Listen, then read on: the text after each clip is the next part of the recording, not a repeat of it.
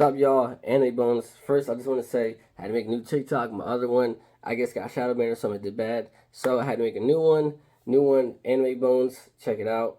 Same name, but just under a different account. So just go check it out, and I'll just be reposting there.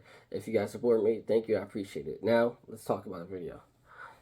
Alright, guys. So, I seen the JJK movie. It was fire, right?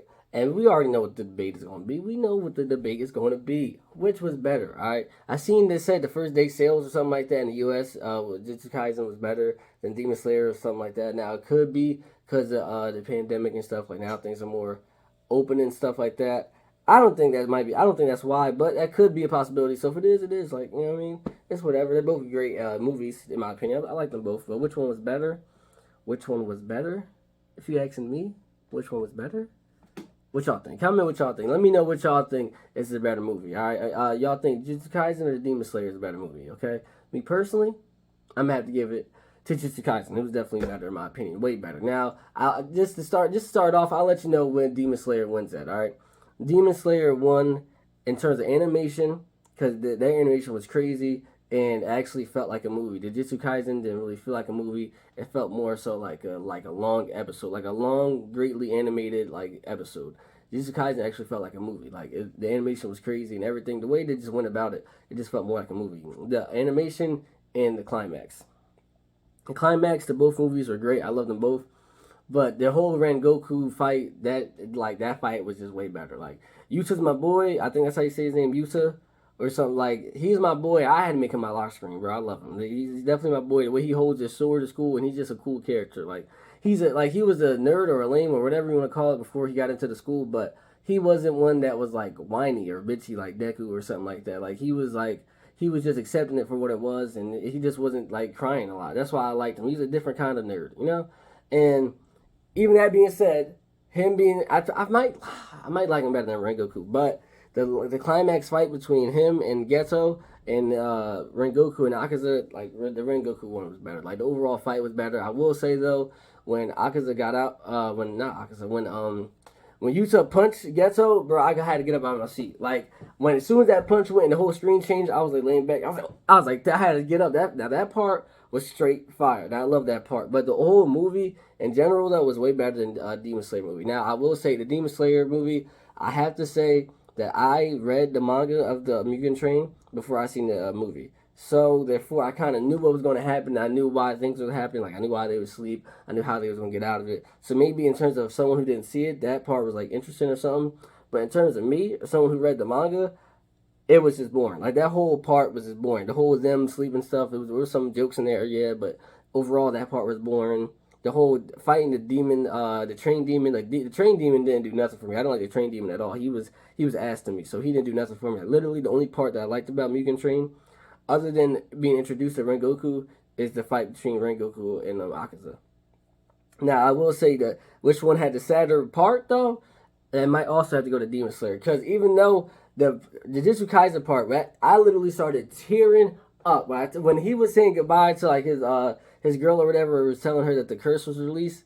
Bro, I started tearing up. I ain't gonna lie. My eyes got mad watery. I was like, whew.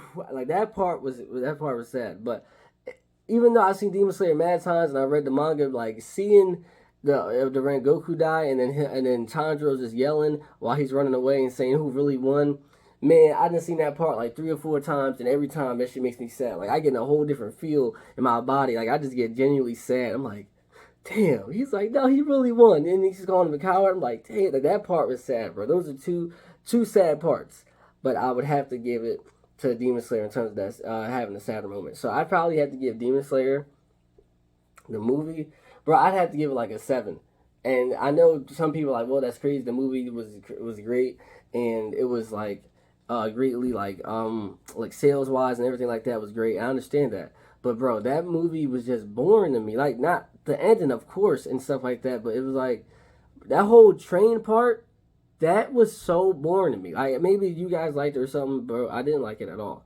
That part was mad boring to me. I didn't like it. Then the whole Jujutsu Kaisen movie was just better. Like, the cast is even better too, also. But like, they're like both the movies are capable of being funny. They was funny, especially with Inosuke. We know he's carrying in terms of being funny.